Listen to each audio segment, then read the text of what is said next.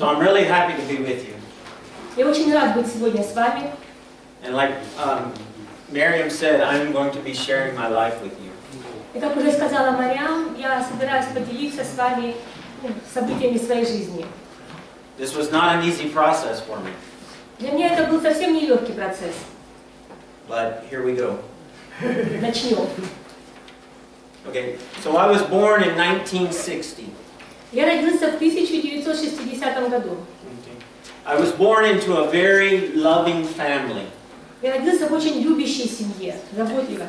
And I became aware of that around 1965, when I was 5 years old. И до 1975 года я совсем ни о чем не заботился. Okay. But very soon I realized I had an older brother and a younger brother. Но очень скоро я понял, что у меня есть старший брат и младший брат. And even though my family was very loving, Несмотря на то, что семья моя была очень любящая, I did not feel loved. то я не чувствовал себя любимым. I felt like an outsider in my own family. Я чувствовал себя аутсайдером в своей собственной семье. A lot of attention was paid to my older brother Любовь и внимание все уделялось моему старшему брату and my baby brother. и младшему брату. So, I started living with neighbors, people on my street. И я тогда стал больше близок к тем соседям, с тем детям, которые жили на нашей улице. And that was at about 7 years old. И мне тогда было примерно 7 лет. So 1967. Это был 1967 год. I identified with them because they made me feel welcome. Я идентифицировал себя с ними, потому что они всегда рады были мне. I would ask my parents, am I adopted? И даже я задавала своим родителям вопрос, а вы меня случайно не усыновили? Because I didn't feel like I was part of my family. Потому что я не чувствовала себя частью моей семьи. They would never answer me yes or no. И они никогда не говорили мне ни да, ни нет. They would just say, why do you ask that? Они просто спрашивали, почему ты задаешь такой вопрос? So for about 3 years, Спустя 3 года I led this a different life with other families. я стал уже жить совсем другой жизнью, как бы с другими семьями. In 1970, В 1970 году, Christmas morning, рождественское утро, my brothers and me went to the Christmas tree, мой брат и я, мы подошли к елке, and there was a motorcycle there. и там стоял мотоцикл. It was my older brother's. И он принадлежал моему старшему брату. My parents told me, next year is your year.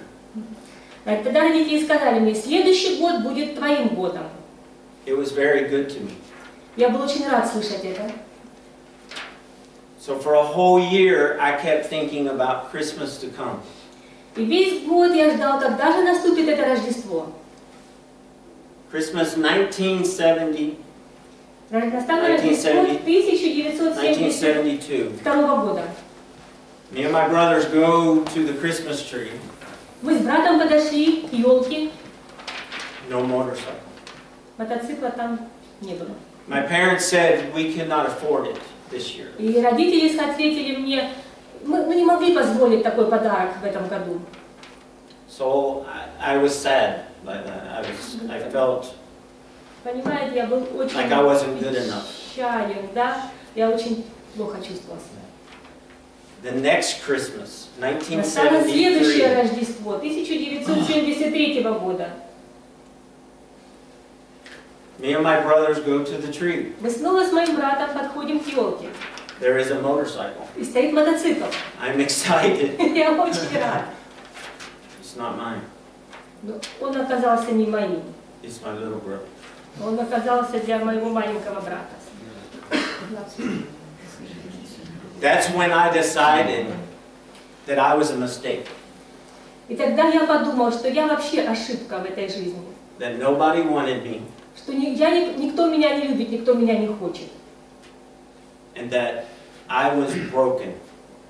И что я просто вот ничто, я разбитый. The enemy used that against me, the devil used that against me, И наш враг, он сатана, он часто использует это против нас. because the Bible says that we are made in God's image. Потому что Библия говорит, что мы сотворены по образу Божьему. And if I'm broken, И если я чувствую себя разбитым, then God must be broken. значит и Бог тоже такой не всесильный, тоже вот разбитый. If I'm a mistake, Если я ошибка в этой жизни, then God must be a mistake. то и Бог тогда тоже должно быть ошибка. So, in 1978, В 1978 году I graduated from high school. я закончила школу, Things were looking okay. и Good. все казалось довольно неплохо. I decided to go to college. Я решила поступить в колледж. Things were getting better. I was away from my parents. I was on my own. И я уже мог быть самостоятельной от своих родителей, и все казалось, что будет намного лучше. But then I fell into partying, drinking. Ну, тогда я начал пить. And that was around, that was like 1979. Это было примерно в 1979 году. I realized that all I did in college, I wasn't learning. И я пришел к выводу, что все, что я делала в колледже, это вовсе была не учеба. All I was doing was partying. А I was drinking. All I was doing was drinking. все, что я делала в колледже, это я только пил. So I decided to join the United States Air Force, the military. И тогда я решил поступить в вооруженные силы Соединенных Штатов. And that was like 1979 too. Это right? примерно где-то тоже был 79 год. Soon after that, Вскоре после этого I had a daughter, у меня родилась дочка, I had a son. родился сын. Things were looking better because I had a boy. No offense to women. И я уже не казался себе каким-то мальчиком. And things were okay because I was doing my life my way. И мне казалось, что все у меня хорошо, потому что моя жизнь – это мой путь, моя жизнь. But then in 1997, Но затем в 1997 году, on my third tour in South Korea, во время моего третьего путешествия в Южную Корею, I stumbled out of a bar. I walked out of a bar from drinking. я снова пристрастился к спиртному.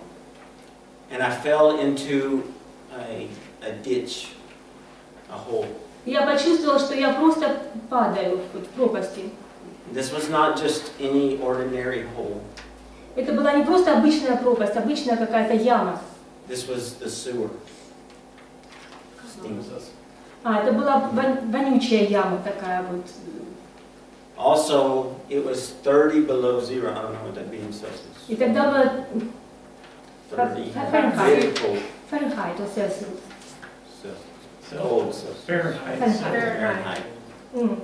И тогда было 30 градусов ниже нуля, но по Фаренгейту, это я не знаю. Как. Ну, это где-то... Около ноля. Да, так, это очень холодно. All I was wearing was jeans and a t-shirt. А на мне были всего джинсы и футболка. I had a coat. У меня было пальто, I had no idea where it was но я не помнил, где оно было, because I was too drunk. потому что я был слишком выпивший. I asked for someone to help me to get out. И я кричала, я просила, чтобы кто-нибудь помог мне встать, No one came. но никто не подошел ко мне. People would walk by Люди проходили мимо and they would laugh at me. и смеялись надо мной. I knew I was going to die. Я знал, что я умру. I knew that the next morning, they would pull me out and I would be like a popsicle. Я знала, что следующее утро, когда они найдут меня, это будет уже труп. So I got quiet. И я затих. But it was in that quiet moment Но тогда, когда я вот молчал, that I heard the voice of God. я услышал голос Бога. And He told me this. И Он сказал мне, Everything that you've believed about me все, что ты думал про меня, о чем ты верил, на мой счет, is a lie. это ложь. That just because you feel broken Это только потому, что ты сам чувствуешь себя разбитым. doesn't mean that I'm broken. Это вовсе не значит, что я тоже такой же. And He told me И Он сказал мне, that because of my choices, это все из-за того, что из-за моего выбора, который я делал в своей жизни. that I would die. Поэтому я умираю. I would not only die physically, my И я body, умру не только физически, не только мое тело погибнет, but I would die separated from Him. но я умру и духовно, я буду разделен с Ним, отделен от рая. And in my spirit, И у себя в душе, в духе, I said, I don't want to die. я сказал, я не хочу умирать. I don't know how I got out of the ditch, the hole. Я не помню, как я выбрался из ямы. The next morning I woke up, I was half in my apartment and half out of my apartment. На следующее утро я обнаружил себя, что одна моя половина была в комнате, а другая вне комнаты, на пороге лежал. My legs were still outside in the Мои ноги cold были weather, еще за дверью, but I was warm. но мне было тепло. I was warm. I was warm. Но мне было тепло. My phone was ringing, Звонил мой телефон, and I crawled to the phone. я пополз к телефону. And when I answered it, it was my wife. И когда я ответил на звонок, оказалось, что звонила моя жена. She said, "Are you okay?" Она спросила меня, у тебя все в порядке? I said, "Not really. I had a bad night." Я сказала, ну не совсем, у меня была ужасная ночь. She told me, "You have a lot of bad nights." Она сказала мне, это у тебя не единственная ужасная ночь. And I said, "You're right." Я сказала, ты права. She also told me that they had visited a church, Она также сказала мне, что она была в церкви. and that when I came back to the States, И когда я вернулся обратно в Соединенные Штаты, if I wanted to go, I could. и если я захочу, то я могу тоже пойти с ними. But if I didn't, that was okay. Но если я не захочу, как хочешь. I told her I wanted to go. Я сказала, я хочу пойти с тобой. So things got a little bit better. Жизнь как бы начала улучшаться. Even though it was hard for me to go back to church, И хотя для меня было довольно трудно вернуться в церковь, I felt closer to God then. на этот раз я чувствовала себя ближе к Богу. I didn't really trust Him completely, Не могу сказать, что я полностью доверял Ему, but I knew that I had heard something right here. но я точно знал, что я что-то слышала от Него, вот там, в той точке моего падения. So then I rededicated my life to Him. И тогда я посвятил свою жизнь Ему. I told Him, whatever you want, I surrender. И я тогда сказала Ему, все, что Ты хочешь, Господь, я подчиняюсь Тебе. Then after that, После этого my wife told me she was going to divorce me. моя жена сказала, что она собирается развестись со мной. And I was like, Это why, был God? удар для меня. Я говорю, Господи, почему?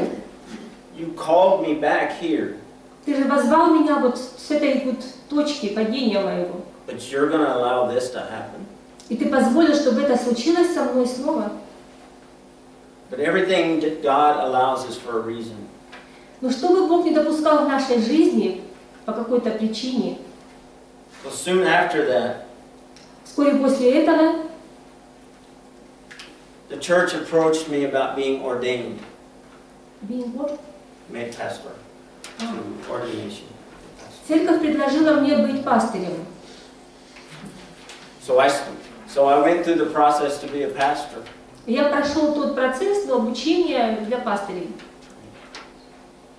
But then I had to go to recovery. Но мне нужно было все-таки восстановления, исцеления.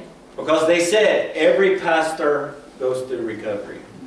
Потому что они сказали, что каждый пастырь должен пройти процесс восстановления, исцеления. In my mind, I already knew my problems. Как я думал, я вполне осознаю все свои проблемы. Why did I need to talk about it? Почему я должен всем говорить об этом? No one need to know. Зачем всем знать об этом? But it was through my recovery process, going through this, that you're learning. Но это нужно было для того, чтобы начался процесс моего восстановления. That I had always been accepted. Чтобы я полностью был принят. That I was always important. Что я принят, что я важен, нужен. Because I was important to God. Я понял, что я важен и нужен для Бога. Even when my family didn't want me. Даже хотя моя семья и не хотела меня. God wanted me. Бог хочет меня. I felt like an orphan. Я чувствовал здесь себя как сирота. But God adopted me. Но Бог усыновил меня. I was always loved. И Он всегда любит меня, возлюблен им всегда. By God. Моим Богом. So I have a question for you. У меня есть вопрос для вас. Where was my closest? I don't know how to say that. Where was my closest connection with God throughout my whole life? Когда проявилось мое самое близкое общение с Богом, единение с Богом? Когда? В какой момент? Was it when things were good? Когда у меня было все хорошо? Или когда в самом низу моего падения? Lowest point. All these. Да, вот именно когда я ниже всего падал в своей жизни. Because this is when I cried out to Him. Именно тогда я взывал к Нему в слезах. Miriam said this is not an easy process.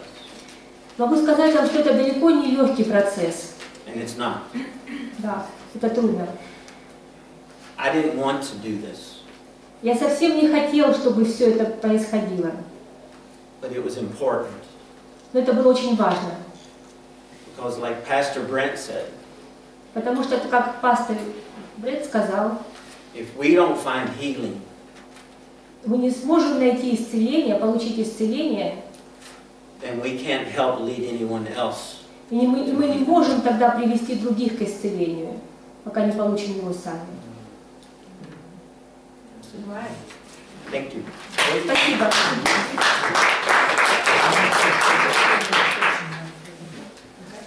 Скажите, пожалуйста, а ваша жена, она развелась с вами? Yes. Да, развелась. Yes. I am now remarried, Я теперь снова жена. and I have 3 children У меня 3 детей and 2 grandchildren. и 2 внуков. А с родителями? And what about your parents? Through the recovery process, Когда прошел этот процесс исцеления, восстановления, and we'll get to this later, мы потом вернемся к этому позже, but there's a thing called amends.